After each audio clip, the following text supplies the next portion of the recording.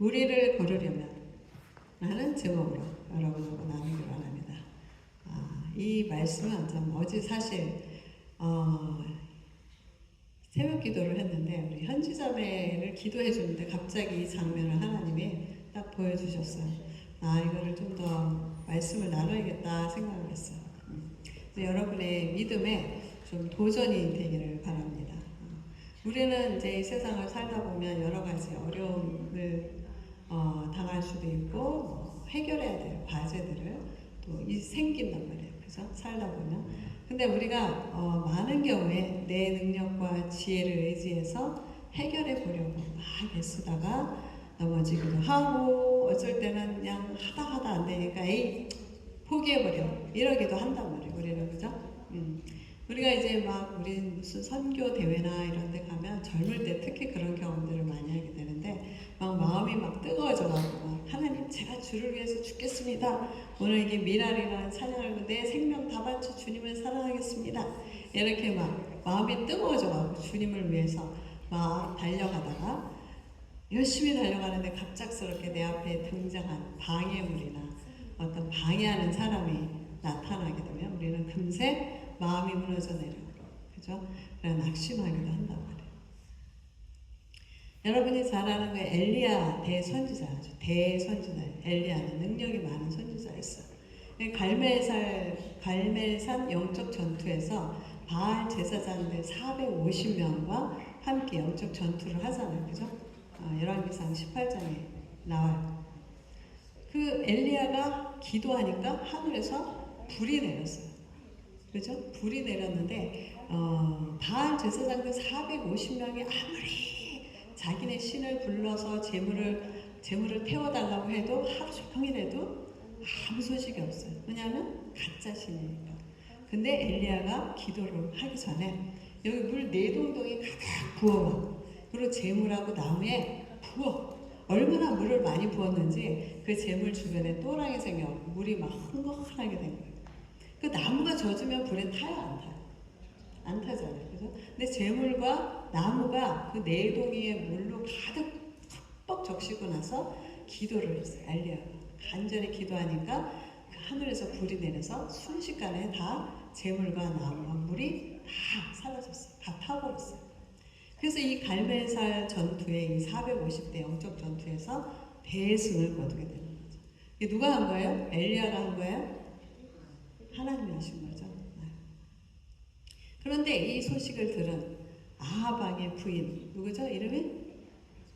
이세벨. 이세벨이 너무 이를 부득부득 하는 거예요. 왜냐하면 바알 그 제사장들은 이세벨이 후원하는 페트론이에요. 페트론.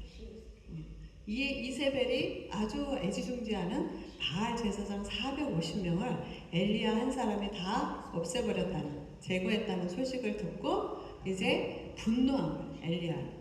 엘리야도 이세벨이 너도 똑같이 이 바알 제사장들처럼 너도 똑같이 죽게 해주겠어 라는 협박을 하는 거예요. 살해 협박을 듣게 된 엘리야는 한순간에 그 대선지자가 한순간에 마음이 무너져 내려요. 낙심하게 돼요. 그 대선지자의 용맹은 450명을 한 번에 처치했던 그 용맹과 그 담대함은 어디론가 사라지고 순식간에 소심해져 가고 이세벨을 피해서 광야로 주랭랑을 치는 거예요. 우리는 성경을 통해서 잘 알고 있죠.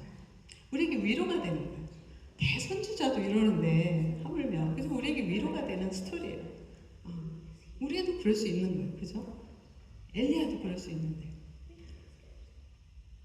그가 용맹에서 450대 1의 그 영적 전투를 할 때만 해도 이 마음에 하나님에 대한 믿음이 충만해, 성령 충만하고 믿음이 충만해서 두려움이 없었어요. 담대하게 영적 전투를 할 수 있었어요. 만약에 엘리야가 와 450명이나 돼 숫자에 압도됐다면 그 영적 전투를 했겠어요? 못했죠. 450명이 그냥 안 되겠네, 도망가야겠네 이렇게 했다면 그 갈멜산 전투는 성경에 기록되지 않았겠죠. 그죠? 실패했을 거예요. 근데 하나님의 능력을 알고 하나님의 능력을 의지해서 450대의 일의 영적 전투에서 승리를 거둘 수 있었던 거예요, 엘리야가. 그런데 그런 엘리야가 어쩌다가 한순간에 한 여자에 불과한 이세벨이라는 여자의 그 협박에, 그 말 한마디에 그렇게 낙심되고 마음이 무너졌을까? 이해가 안 되잖아요. 그죠? 어쩌다 그랬을까? 이세벨은 근데 한 여성에 불과하지만 그 이세벨은 아하방의 부인이에요. 아하방은 역대 이스라엘 왕 중에 악하기로 아주 소문난 그런 왕이에요. 근데 그 악한 게 사실은 이세벨의 역할이 큰 거예요. 이세벨은 아하방은 약간 찌질한 모습이 많이 나와요. 그죠? 남의 포도밭을 뺏고 싶어갖고 막 밥도 안 먹고 막 나 밥 안 먹어 이러고 있고, 그럴 때 이세벨이 대신 죽이고 그 땅을 뺏어주고. 그래서 이 이세벨은 아하방의 실세였어요. 그 뒤에서 조종을 하는 그런 여자였어요. 그래서 우리가 그 악한 영들 중에 그 조종의 영이라는 거, 컨트롤, 매니플레이션 스피릿이 있는데 그걸 우리가 그래서 다루면 이세벨 스피릿이라고 말을 해요. 뒤에서 조종하는 영이에요. 엘리야가 하나님만 바라보고 하나님만 의지할 때는 엄청난 기적을 또 승리를 경험할 수 있었는데, 승리한 이후에 잠시 마음의 경계를 늦추고 있지는 않았나 라는 생각을 하는 거예요. 사단은 우리가 마음에 잠시 방심한 그 틈을 절대 놓치지 않아요. 그때 공격하는 거예요. 살짝 마음이 방심할 때. 성령 충만해서 영적 그 전쟁에서 승리하고 나면 우리는 뭔가 뿌듯한 마음이 들 수가 있어요. 와, 드디어 해냈다. 나는 뭔가 해냈어. 이게 승리감에 안주하고 있을 때 예상치 못하게 공격이 훅 들어올 수가 있는 거예요. 한 방에 본투에서 잽이 휙 들어올 수가 있는 거예요.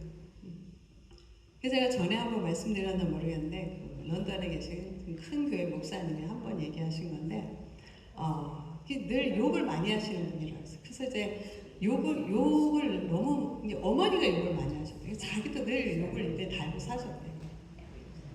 근데 이제 며칠 동안 산기도를 가셔가고 회개하고 성령 충만해져가고 이제 다시는 나는 거친 말을 하지 않겠어 라고 결단을 하고 집을 내려, 산기도에서 집을 내려와서 집문을 딱 여는 순간 어머니께서 속사포로 욕을 막, 돈도 못 버는 주제에 어디 가서 이러면서 막 별의별 욕을 다 하시는 거야.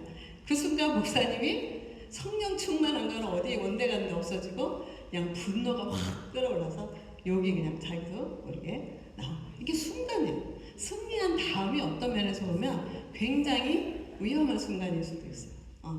잠깐 마음 방심하면 확 들어올 수가 있는 거예요.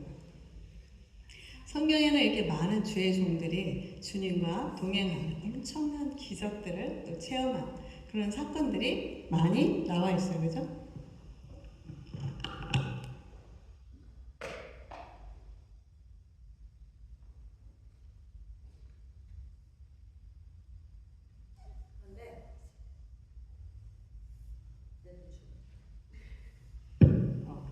그런데 앞에서 그런데 성경 전체를 통틀어서 오늘 말씀을 나누고자 하는 무리를 걷는 그런 기적을 체험했던 단 한 사람이 있어요. 누굴까요? 무리를 걸었던 사람, 인정자면 누굴까? 성경에서 무리를 걸었던 사람이 누구지? 예수님의 제자 중에? 응? 그치, 베드로였어요. 오늘 보면서 베드로를 통해서 주님이 우리에게 어떤 교훈을 주고 싶으신가 한번 말씀을 보겠습니다. 마태복음, 오늘은 마태복음만 볼 거예요. 마태복음 14장 22절에서 33절까지 다 같이 시작. 예수께서 즉시 제자들을 재촉하사 자기가 무리를 보내는 동안에 배를 타고 앞서 건너편으로 가게 하시고 무리를 보내신 후에 기도하러 따로 산에 올라가시니라. 저물매 거기 혼자 계시더니 배가 이미 육지에서 수울이나 떠나서 바람이 물결로 말미암아 고난을 당하더라. 밤 사경에 예수께서 바다 위로 걸어서 제자들에게 오시니 이러이러하며 무서워하여 소리를 지르거늘 예수께서 즉시 이르시되 안심하라 나니 두려워하지 말라. 베드로가 대답하여 이르되 주여 만일 주님이거든 나를 명하사 무리로 올라오게 하소서 하니 오라 하시니 베드로가 배에서 내려 무리로 걸어서 예수께로 가되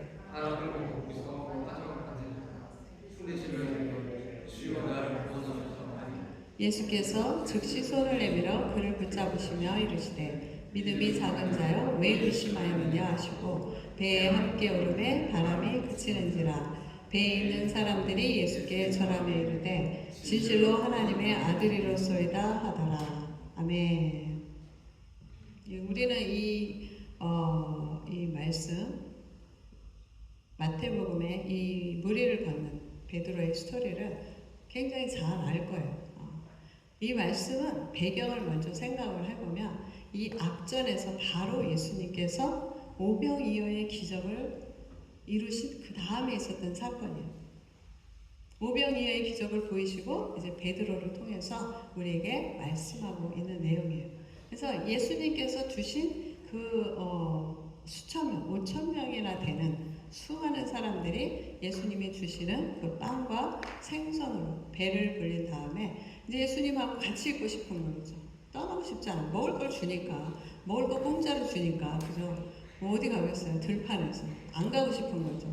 그랬더니 이제 예수님께서 제자들에게 보내라. 이제 제자들 보내고 우리 그 다음 시즌으로 가야 되니까 제자들 보러 너네 먼저 갈릴리 바다 먼저 건너 배 타고 가거라.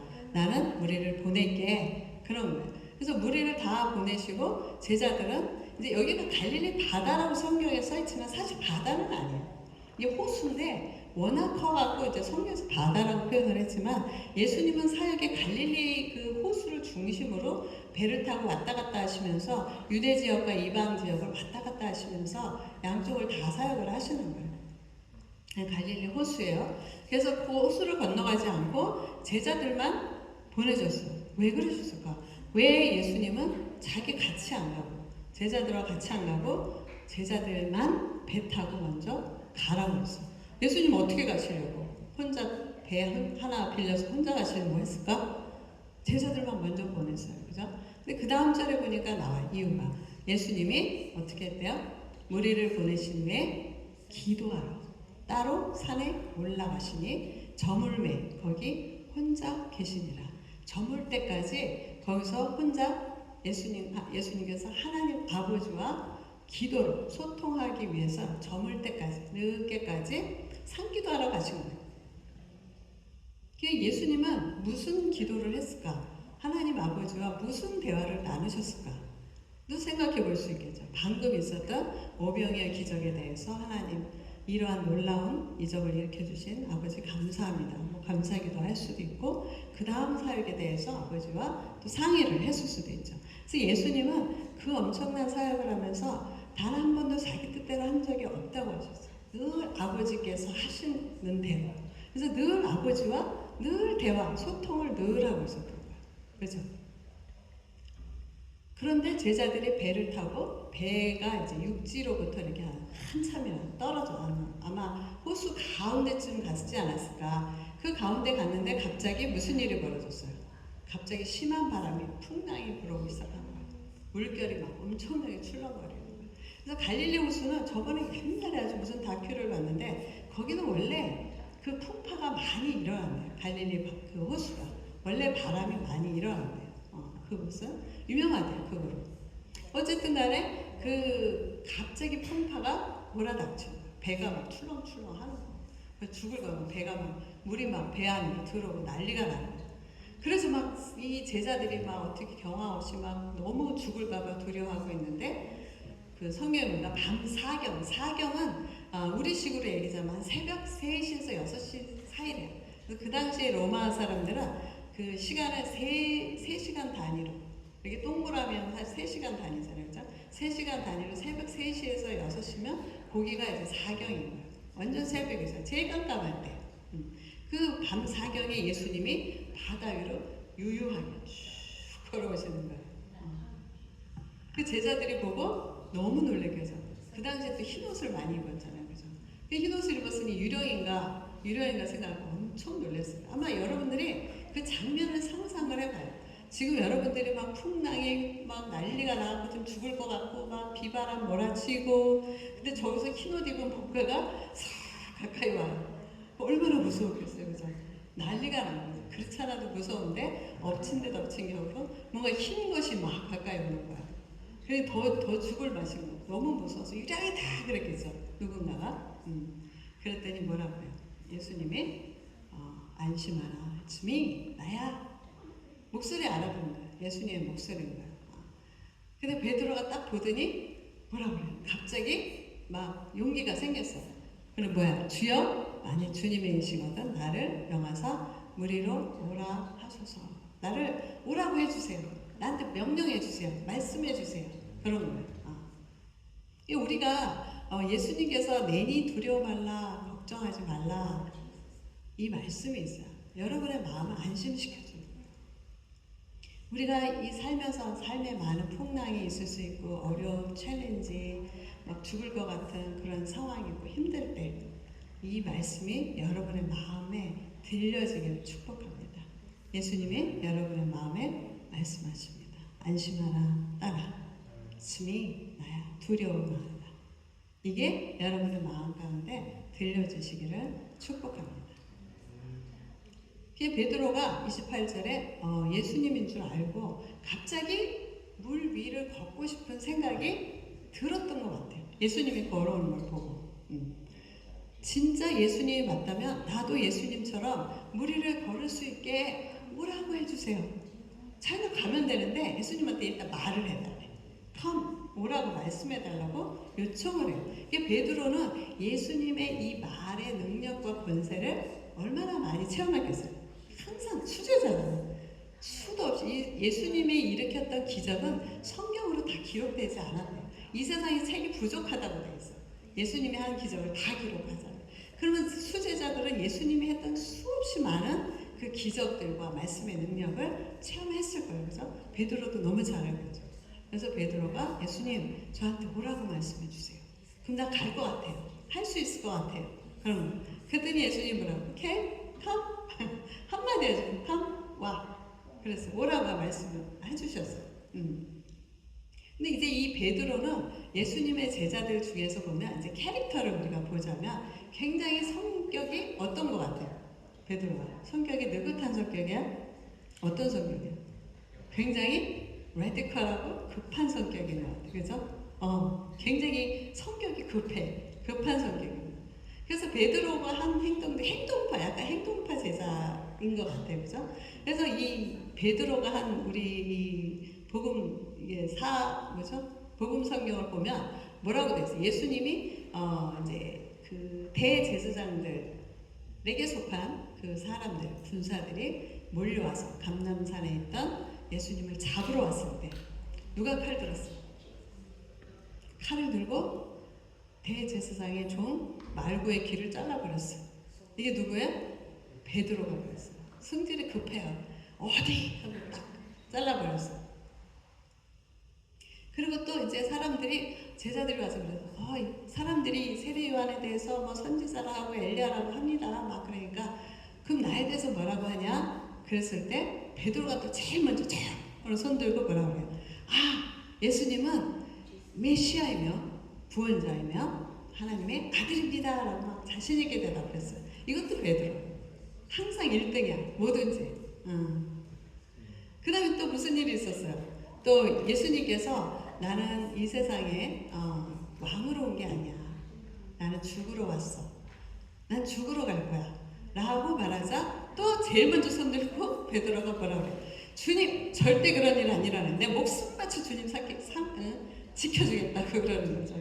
그럴 때 야단맞죠. 그죠? 네가 사단의 일을 생각하는구나. 하나님의 일을 네가 생각 안 하는구나. 그래서 꾸중을 살짝 듣는 거죠. 이게 항상 1등이야. 베드로는. 그리고 또 마리아가 예수님이 또 마리아에게 부활한 모습을 제일 먼저 보여주셨어요. 그리고 마리아가 무덤에서 예수님을 만나고 막 제자들에게 달려가서 문을 두드려서 예수님 사랑하셨어요. 그러니까 다들 미쳤다. 너가 너무 예수님을 사랑해서 헛것을 봤구나.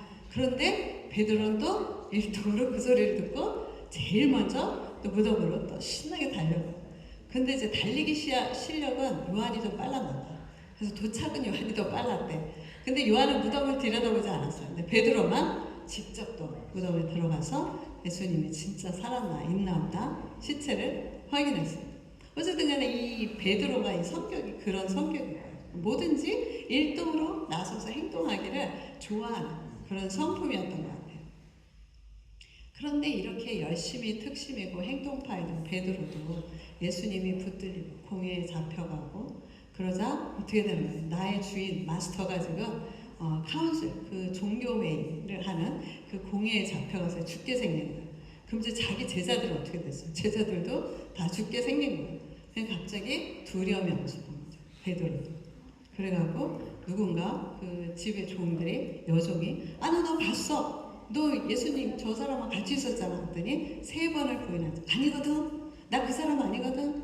너 잘못 봤어. 3번이나 마지막 때는 예수님은 저주했다고 그랬어요.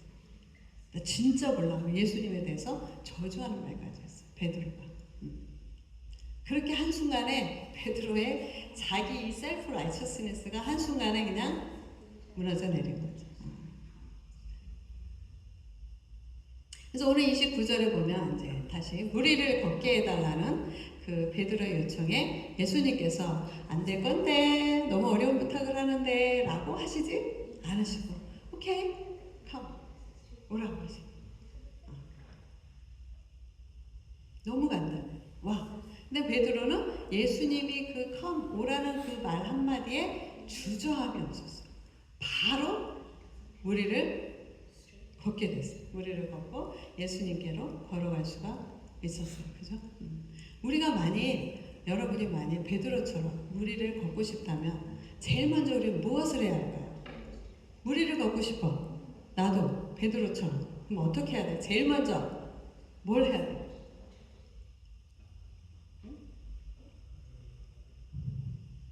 무리를 걸으려면 어떻게 해야 돼? 몰라? 어떻게 해야 돼? 무리를 걸으려면 응? 그거 뭐냐고? 어떻게 해야 돼? 어떻게 해야 돼? 아니 무슨 뜻인데? 빠르게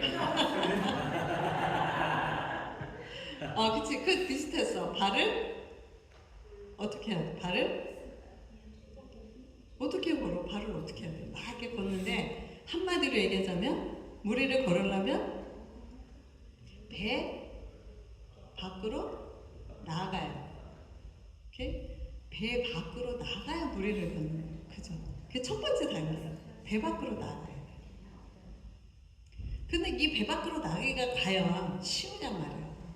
지금 풍랑이 몰아치고 있어요. 어려워요. 죽을지도 몰라요. 근데 선뜻 한 발을 배 밖으로 내미는 순간 죽을 수도 있어요. 나 물에 빠져 죽을 수도 있어요. 근데 그 발 한 발을 배 밖으로 내미기가 쉽지가 않죠. 그래서 여기서 이 사건, 하나님이 제가 사건 계시라고 했어요. 말씀 계시가 있고 사건을 통해서 우리에게 가르쳐 주시는 것이 있는데 이 사건 계시를 통해서 하나님이 가르쳐 주시는 배가 의미하는 게 뭐예요? 배가 의미하는 게 뭐예요? 배가. 내가 의지하는 것.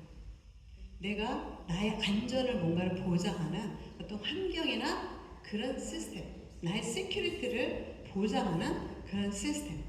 사람이 될 수도 있고, 환경이 될 수도 있고, 어떤 시스템이 될 수도 있고, 그죠? 우리가 먼저 무리를 걷는 기적을 체험하려면 내가 의지하고 기대고 있는 그 안전한 곳으로부터 내가 발을 띄어야 돼요. 발을 내디뎌야 돼요. 그리고 물 밖으로 나가야 돼요. 우리가 첫 번째 해야 될 그런 순서예요. 이렇게 결단하는 게 결코 쉽지는 않은 거죠. 내가 의지하고 기대는 무언가를 그걸 뒤로 하고 곧 죽을지도 모르는 위험한 상황에 굳이 나가고 싶지 않죠. 그래서 우리 모두에게, 여러분 모두에게 자기만의 배가 있어요. 나만의 배가 있어요. 나의 컴포트 존이라, 다른 말로는 안전지대, 컴포트 존이 있어요. 이곳이 좋사오니 나 좀 움직이지 마세요. 어디 가라고 하지 마세요. 이러고 싶은 거예요. 나를 다른 곳으로 옮기지 않았으면 좋겠는 거예요. 그런 상황, 그런 환경, 뭐 그런 관계들이 있을 수가 있어요. 저희 가족이 런던에서 한 10년 있었는데 어떤 교회에서 한 10년간 우리 가족이 남편과 같이 열심히 교회를 섬기면서 참 행복하게 잘 지내고 있었어요. 그런데 어느 날 잔잔한 물결 위에 떠있던 그 배와 같던 그 교회에 심한 풍랑이 일기 시작했어요. 사람들의 관계가 막 난리가 나기 시작한 거예요. 그때는 그게 뭔지를 몰랐어. 왜 이런 일이 벌어지는지 몰랐고, 막 분쟁과 막 소문이 막 무성하고, 막 그 교회가 그 풍랑에 막 출렁출렁 난리가 난 거예요. 출렁거리기 시작했어. 그 풍랑을 견디면서 마음과 몸이 너무 지치고 힘들었어.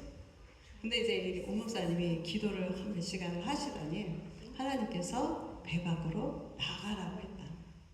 배 밖으로 나가라. 그래서 목사님이 저하고는 상의 한마디도 없이 사임을 한 거야. 교회를 사임을 했어요. 근데 막상 이제 이 목사님이 그 결정을 하고 나서 교회 사임을 통보하고 이제 정든 이 10년 동안 정든 교회를 떠나야 된다고 생각을 하니까 마음이 무너져 내리는 거예요. 마음이 너무 힘들고 막 내 뿌리가 송두리째 뽑히는 것 같은 아픔이 있더라. 너무 힘든 거 이게. 너무 고통스러웠어요. 뭐 맨날 울었어요. 그래가지고 맨날 울었어. 나중에서야 시간이 지난 다음에 여기가 나의 컴포트 존이었구나. 그거를 알게 해주시더라고요. 절대 그 일이 없었으면 저희는 절대 거기 나올 사람들이 아니에요. 너무 좋아, 너무 행복하고 좋았거든요. 나올 수가 없었어요. 근데 하나님이 그거를 허락하신 거죠. 그리고 어떤 면에서 자발적이 아닌 어떤 상황에 의해서 하나님 우리를 밀어내셨어요. 어떻게 보면 배 밖으로 우리를 밀어내신 것 같은 느낌. 내 발로 나가는 것도 아니고 어떤 그런 상황이었어요. 그러면서 하나님이 우리를 배 밖으로 몰아내시고 2년 반이라는 시간 동안에 새로운 시즌을 주셨어요. 2년 반 동안에 깊은 기도를 하게 하시고 3시만 되면 그냥 일절없이 깨우시고 그냥 3시만 되면 이렇게 기도해야 돼요. 기도하게 3시면 시계가 필요 없었어요. 그냥 바로 깊은 기도로 하나님이 인도를 하시고 또 알지도 못하던 무슨 컨퍼런스나 뭐 사람들을 만나게 해주시고 뭐 바이블 컬리지 뭐 이런 데도 가게 하시고 뭐 이러면서 새로운 경험들을 하게 해주셨어요. 이게 저희 목사님 교단이 아주 한국의 장로교 중에서도 아주 펀더멘탈한 그 보수, 근본주의적인 보수 그런 교단이에요. 그런 데서 이제 자란 거 우리는 다. 그러다 보니까 그 말씀은 했지만 그 말씀 안에 성령의 어떤 생동감 넘치는 이런 걸 전혀 몰랐어요. 그런데 이 2년 반 동안 정말 살아계신 성령의 능력이 나타나 성령이 행하시는 것들을 하나님이 체험하게 해주시고 그런 사역들을 접하게 해주시고 그리고 말씀을 보는 시각도 확 넓혀주시고 교회에 대한 나의 그 패러다임도 확 넓혀주시고 이게 만일에 우리가 그 컴포트 존에 있었더라면 바둥바둥 거리면서 어쩌면 절대 안 나갈 거야 라고 있어도 됐을 수도 있어요. 아둥바둥 거리면서 우리는 여기 버티고 있을 거야 했을 수도 있어요. 만약에 우리가 끝까지 거기에 머물러 있었더라면 하나님이 예비하신 그 놀라운 그 하나님이 예비하신 일들을 체험하지 못했을 거예요. 그죠? 비록 능동적인 발걸음은 아니었지만 하나님께서 우리로 하여금 그 컴포트 존에 머무는 걸 원하지 않으셨던 거예요. 그래서 우리를 배 밖으로 몰아내신 거예요. 지금도 그 일을 생각하면 그때는 너무 아프고 힘들었지만 너무 감사한 거예요. 하나님 나를 배 밖으로 밀어내신 거예요. 절벽에서 떨어뜨리신 게 너무 감사한 거예요. 지금 생각해요. 우리는 이제 지난주에 저희가 창세기 12장의 아브라함을 또 배웠잖아요. 그죠? 아브라함도 자기의 컴포트 존에서 떠난 거예요. 컴포트 존에 머물지 않고 또 하나님이 나가게 가자, 렛츠고 하는 거죠. 그죠? 아브라함도 어떤 면에서 배 밖으로 발을 내민 거예요. 이 아브라함이 갈대아 우르에서 그 얼마나 잘 먹고 잘 사는 동네, 문명이 발달된 그곳에서 세상적으로 편안하게 안주하며 살 수 있었지만 아브라함 하나님이 함께하자, 같이 가자. 그 부르심에 순종하고 배 밖으로 발을 내밀어요. 컴포트 존을 떠났어요. 그래갖고 아브라함은 엄청난 100살에 또 사라의 90살에 이삭이라는 기적과 같은 아들을 낳게 되는 엄청난 체험을 하게 되었을 뿐만 아니라 하나님의 약속, 모든 민족의 축복의 통로가 되겠다. 그것이 이루어진 엄청난 축복을 받게 된 거죠. 만약에 갈대아 우르에 계속 있었다면 이런 일은 일어나지 않았겠죠. 30절에 보니까 이제 베드로의 실패 이야기가 나와요. 바람을 보고 무서워 빠져가는 자가 소리질러 이르되 주여 나를 구원하소서. 대선지자 엘리야처럼 베드로도 담대하게 배 밖으로 발을 내디디고 무리를 걷는 엄청난 기적을 체험을 했어요. 그런데 순간 예수님을 바라보던 시선이 갑자기 어디로 간 거예요? 풍랑으로 시선이 돌려진 거예요. 뺏긴 거예요. 시선을 뺏긴 거예요. 그 풍랑을 보는 순간 바로 싱크가 되고 바로 빠지게 되는 거죠. 이 믿음이 온데간데 없어지는 거예요. 온데간데 없어져요. 그리고 소리 질러 주님 살려주세요. 우와 나 죽겠네 했겠죠. 그죠? 살려주세요. 그때 예수님이 뭐라 그래요? 왜 믿음을 놓쳤냐 그래요. 믿음을 놓치고 왜 의심했느냐. 그래서 의심은 믿음의 반대말이에요. 우리가 믿음을 잃는 순간 바로 의심이 오는 거예요. 될까? 하나님이 내 기도 들어주실까? 안 들어주실까? 이 믿음을 잃는 순간 바로 우리에게는 의심이라는 것이 찾아오는 거예요. 이 의심을 왜 품었냐? 그렇게 얘기를 해주시는 거예요. 그래서 예수님 너 왜 나를 안 믿었어? 왜 바람을 봤어? 그렇게 얘기를 해주시는 거죠. 그래도 우리가 항상 의심하는 건 아니잖아요. 그죠? 우리가 때로는 믿음으로 잘 가요. 그죠? 어쩌다 이제 의심이 드는 거지. 어려움이 왔을 때 의심이 생기는 거예요. 시선을 뺏겼을 때 예수님에게서 시선을 놓치고 상황에 갑자기 무슨 상황이 확 닥쳤을 때 나도 모르게 의심이 되는 거죠. 분명히 하나님이 해주신다고 했는데 상황이 거꾸로 돌아가. 그러면 우리는 바로 의심이 내가 잘못 들었나? 라고 의심이 들 수가 있는 거죠. 여러분들이 항상 의심하는 건 아니에요. 그죠? 베드로가 풍랑을 보고 의심을 품는 순간 물에 빠져들었지만 예수님이 다시 손을 잡아주시고 구원해 주셨어요. 그리고 배로 이제 올라오게 되죠. 비록 베드로가 물 위를 걷다가 빠지는 그런 실패를 경험을 했어요. 그래도 물 위를 걸은 거는 예수님의 12제자 중에 베드로가 유일해요. 나머지 11제자는 뭐 했어요? 그냥 배 안에 있었어요. 베드로만 뛰쳐나간 거예요. 그래서 배 밖으로 내밀었기 때문에 베드로만 특별한 경험을 한 거예요. 성경 전체를 통틀어서 only 피터, 베드로 한 사람은 물 위를 걸었던 사람은 11제자는 그런 경험 못 해본 거예요. 오직 베드로만 한 거예요. 우리가 만약에 여러분들이 하나님께서 여러분들을 위해서 놀라운 일을 행하시고 싶어 하시고 여러분들에게 배 밖으로 나와 라고 하신다면 여러분들이 아브라함처럼 베드로처럼 컴포트 존에서 담대하게 발을 내미실 수 있을까요? 그러시기를 축복합니다. 배 밖은 어쩌면 좀 불편할 수도 있고 위험할 수도 있고 또 나를 힘들게 할 수도 있어요. 어쩌면. 그런데 그래도 배 밖으로 다 가야 베드로와 같은 하나님의 능력을 체험할 수 있게 되는 거예요. 제가 그 얘기를 했는데 저는 이 스토리를 볼 때마다 우리 하원이가 떠오르는데 하원이가 6살 때 몇 살 때였냐고 물어보니까 6살이었대요. 베드로가 무리를 걷는 그 스토리를 성경을 읽고 나서 자기도 베드로처럼 무리를 걸어보겠다고 수영장에서 계속 점프를 했단 말이에요. 그런데 무리를 걸어줘야 안 걸어줘요? 안 걸어줬겠죠? 그러니까 막 짜증이 나가고 왜 자기는 안 되냐고 나는 이 베드로는 되는데 왜 난 안 되냐고 그래갖고 우리가 정말 이 4차원의 하원이를 제가 키우느냐고 하루는 또 런던에 이제 휠체어를 차시는 목사님이 계세요. 그 목사님한테 하원이가 그러면 목사님 일어설 수 있어요. 믿음으로 막 이러는 거예요. 그래서 그 목사님이 그랬대요. 하원이 때문에 안 일어서면 안 될 것 같은데 막 이런 말씀을 하셨다는 거예요. 그래서 빨리 일어나면 안 될 것 같다고 그러시더라고요. 이 우리가 실패하더라도 실패를 두려워하지 않고 나를 붙들어 주실 그 예수님을 신뢰한다. 주님께서 여러분에게 come, 나와봐, 배 밖으로 나와봐, come out 이렇게 부르실 때 여러분이 발을 아멘하고 내디디는 것, 그런 용기를 여러분이 가지시는 여러분들 되시기를 예수님의 이름으로 축복합니다.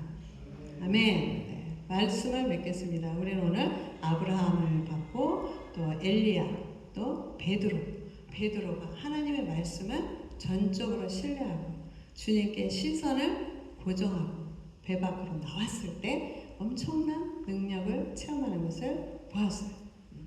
그렇지만 그 엄청난 능력을 체험하고 승리에 기뻐하며 마음이 살짝 릴렉스되고 마음이 느슨해지는 순간 급작스럽게 닥쳐온 상황이나 어떤 그런 사람들로 인해서 갑자기 믿음이 떨어질 수도 있고 의심이 들어 실패할 수도 있어요. 그리고 대선지자 엘리야도 그랬어요.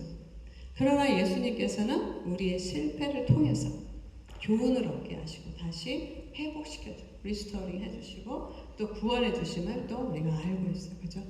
오늘 말씀을 전하는 저나 여러분들이 모두 베드로처럼 예수님께서 컴이라고 하시는 말씀이 떨어질 때 나를 능력으로 붙들어 주실 예수님의 그 시선에 고정을 하고 나의 컴포트 존, 그게 무엇인지 나의 컴포트 존에서 과감하게 스텝 아웃, 과감하게 발을 내밀고 무리를 걷는 경험을 하시기를 예수님의 이름으로 축복합니다.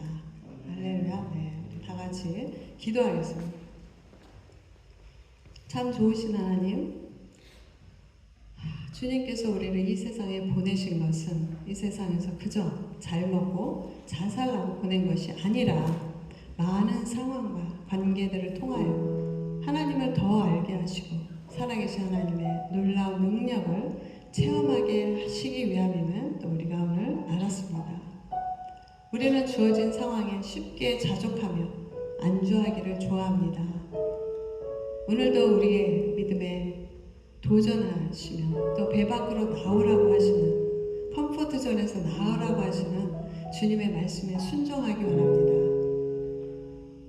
오늘 말씀을 들은 우리 모두 주님의 말씀을 믿고 의지하여 배 밖으로 나와 무리를 걷는 놀라운 체험을 할 수 있기를 원합니다.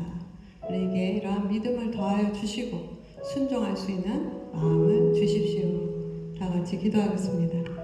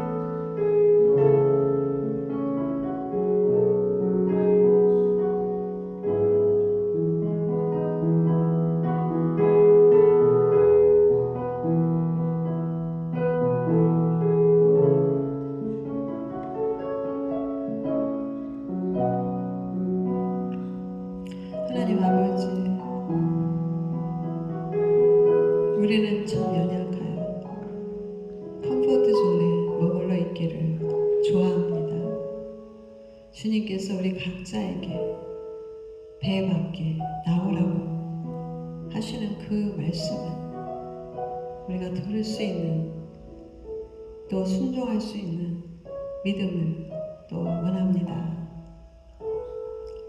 주님이 함께라면 그 배 밖은 안전한 곳이고 주님이 나와 함께라면 나는 무리를 걸을 수 있고 모든 상황을 내가 지배할 수 있습니다. 승리할 수 있습니다.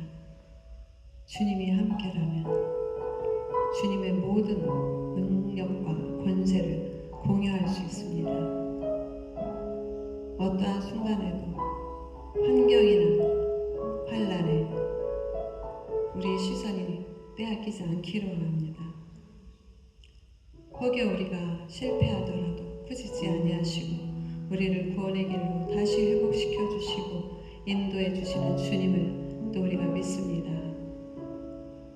우리의 구원을 시작하신 이가 그 구원을 완성해 가실 것입니다. 주님을 우리가 신뢰합니다. 우리에게 주시는 오늘 도전의 말씀이 우리 심령 각자에게 뿌리 내리게 해주셔서 하나님께서 우리에게 오라고 했을 때 기쁨으로, 감사함으로, 믿음으로 또 순종하며 배 밖으로 발을 내밀 수 있는 또 우리 교회 성도들, 지체들 될 수 있도록 주님 축복하여 주십시오. 오늘도 말씀 주신 주님께 감사드리며 예수님 이름으로 기도합니다.